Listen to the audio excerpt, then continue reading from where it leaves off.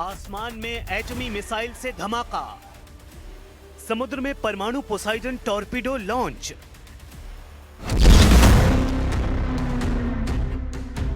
बम बारूद से 4 साल से चल रहे युद्ध का सबसे खौफनाक राउंड शुरू हो गया है। पुतिन ने महाविनाश के हथियारों को वॉर जोन में उतार दिया है। बैक टू बैक 2 एटमी धमाके कर पुतिन ने दुश्मनों के डार्क फ्यूचर की गारंटी दी है। यूरोप और अमेरिका अब पुतिन का परमाणु ताप झेल सकते हैं। पुतिन इतने क्रोध में हैं कि वो कुछ देशों को धरती के नक्शे से मिटा सकते हैं।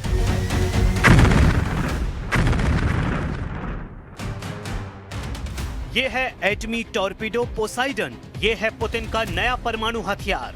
ये है दुनिया दहलाने वाला एटमी लड़ाका। ये है ट्रंप का कलेजा कंपा देने वाला धमाका।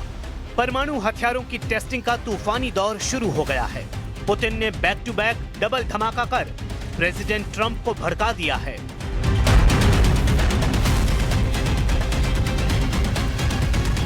पुतिन की परमाणु चुनौती को कबूल करते हुए ट्रंप ने ऐलान किया है कि अमेरिका दुनिया में सबसे ज्यादा और विनाशकारी एटमी जखीरा जुटाना शुरू कर चुका है। मतलब ये कि अब अमेरिका रूस में एटमी टकराव को कोई टाल नहीं सकता है। ये दुनिया सबसे विनाशकारी युद्ध के कगार पर आ चुकी है। एटमी हथियारों की सनक का फाइनल राउंड पुतिन के 2 परमाणु परीक्षण से शुरू हो गया है। महज 8 दिन के अंदर पुतिन ने 2 परमाणु हथियारों के विस्फोट से दुनिया दहला दी है।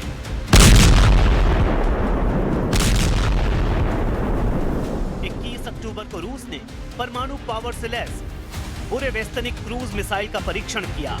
पुतिन की यह मिसाइल लॉन्च पैड से 14,000 किलोमीटर दूर तक एटमी धमाका कर सकती है।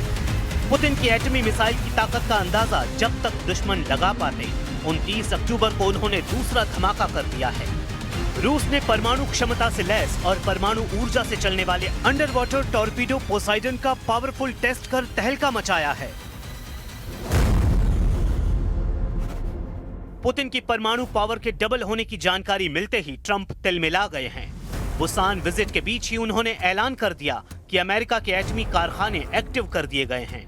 ट्रंप ने पुतिन को धमकी दी है कि अमेरिका सबसे ज्यादा और शक्तिशाली परमाणु बमों का गोदाम बनाना शुरू कर रहा है।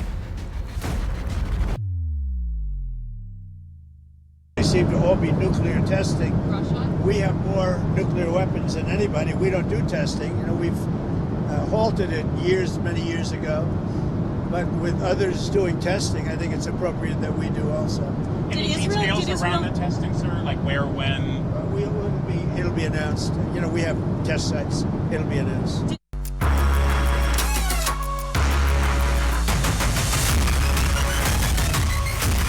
बीते कुछ दिनों से पुतिन ने अपने हर कदम से ट्रंप को चिढ़ाया है। पुतिन ने ट्रंप से यूक्रेन युद्ध पर किसी भी डील से साफ इनकार कर दिया है। शांति समझौता टलने के बाद से पुतिन लगातार ताकत दिखा रहे हैं। रूस के हथियारों की जंगी ट्रेलर देखकर ट्रंप का दिमाग बहुत ज्यादा गर्म हो गया है। रूस ने जिस टॉर्पीडो का टेस्ट किया है उसे पुतिन ने दुनिया का सबसे विध्वंसक न्यूक्लियर हथियार बताया है। यहां तक कि रूस की शैतान मिसाइल से भी ज्यादा विनाशकारी है पुतिन की torpedo. But that's not all.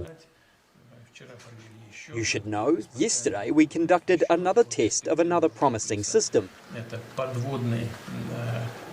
This is the Poseidon unmanned underwater vehicle, also with a nuclear propulsion system. For the first time, we succeeded not only in launching it from a submarine using its booster motor, but also in igniting the nuclear propulsion system, which the vehicle used for a certain period of time. This is a tremendous success.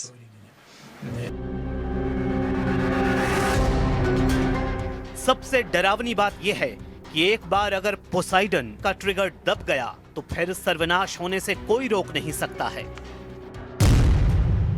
Putin ने जिस परमाणु power से lace torpedo Poseidon का सफल परीक्षण किया है वो हथियार टॉर्पीडो और अंडर वाटर ड्रोन का बेजोड़ नमूना है। इसकी रेंज करीब 10,000 किलोमीटर है और ये 185 किलोमीटर प्रति घंटे की रफ्तार से दुश्मन पर वार करता है। पोसाइडन लगभग 20 मीटर लंबा, 1.8 मीटर व्यास वाला और 100 टन वजन का है। इसमें 2 मेगा टन का वॉरहेड हो सकता है। इसकी पावर इतनी ज्यादा है कि इसके विस्फोट से रेडियो एक्टिव लहरें बन सकती हैं, जिससे समुद्र किनारे के शहर रहने लायक नहीं बचते। पुतिन ने बताया कि पहली बार यह हथियार पनडुब्बी से लॉन्च किया गया। पुतिन ने दावा किया है कि रूस की सबसे विस्फोटक मिसाइल सरमट SSX-29, जिसे नेटो फोर्स शैतान नाम देती है, उससे भी विनाशकारी है टॉर्पीडो पोसाइडन। Мощность Посейдона значительно превышает мощность даже самой нашей перспективной ракеты межконтинентальной дальности «Сармат». Такой в мире нет, как «Сармат». И у нас он еще на дежурстве не стоит. Скоро появится на дежурстве. Но «Посейдон» значительно превышает «Сармат» по мощности. И кроме того, по скоростям и по глубинам движения этого беспилотного.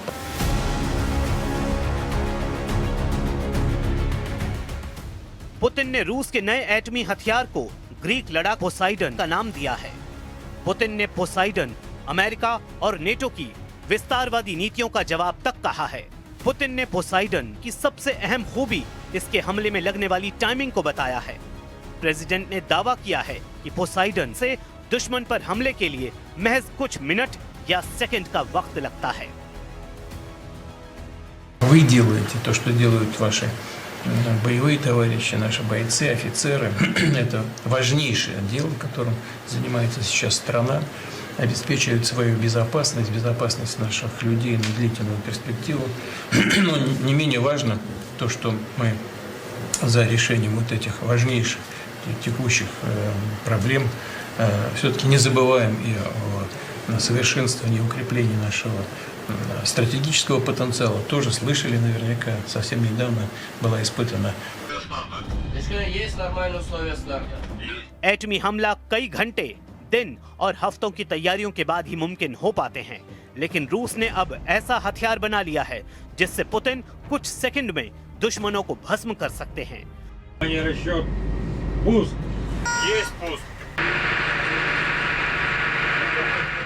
पुतिन के लेटेस्ट परमाणु शिकारी किस हद तक बर्बादी मचा सकते हैं, उसे जानकर ही रूह कांप जाती है।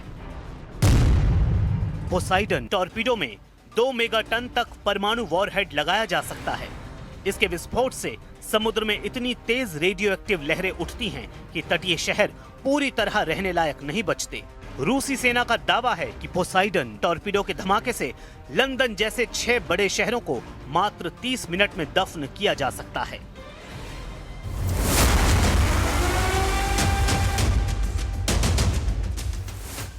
आसमान और समुद्र में परमाणु हथियारों का टेस्ट कर चुके पुतिन अभी रुकने के मूड में नहीं हैं।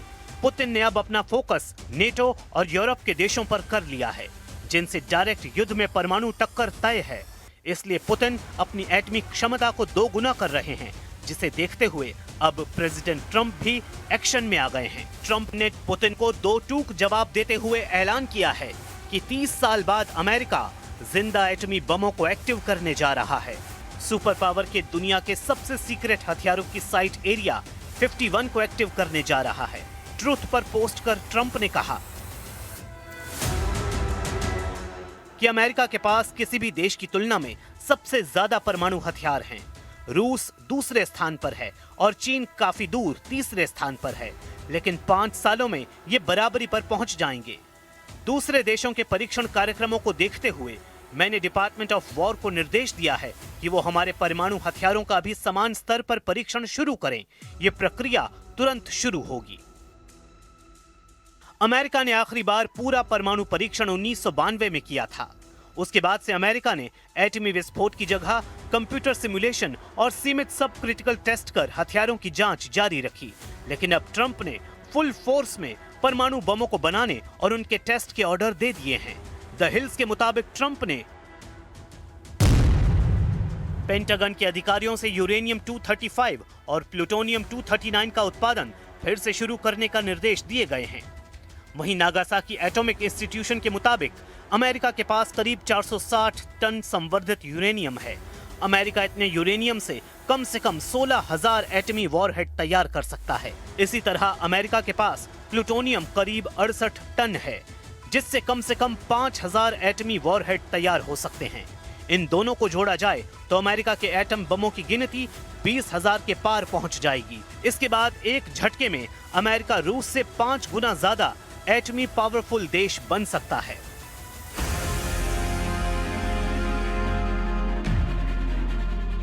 एक एटम बम बनाने में औसतन 25 किलो संवर्धित यूरेनियम की जरूरत होती है। एक्सियोस के मुताबिक पेंटागन की कोशिश जल्द से जल्द यूरेनियम परमाणु हथियार तैयार करने की है, जिससे पुतिन को परमाणु हथियारों की रेस में पीछे छोड़ा जा सके। हालांकि एटमी रेस में प्रेसिडेंट ट्रंप अकेले हैं, जबकि पुतिन के साथ शी जिनपिंग, किम जोंग जैसे ताकतवर सुप्रीम लीडर हैं। किम जोंग उन ने पुतिन की वजह से ट्रंप से मिलना तक मंजूर नहीं किया है। वहीं ट्रंप ने किम से मुलाकात न होने की वजह खुद के बिजी शेड्यूल को बताया है।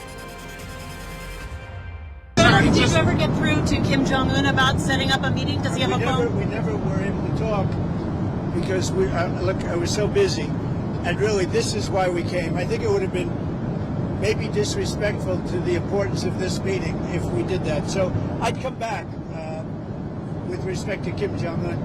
I'd come back. It was.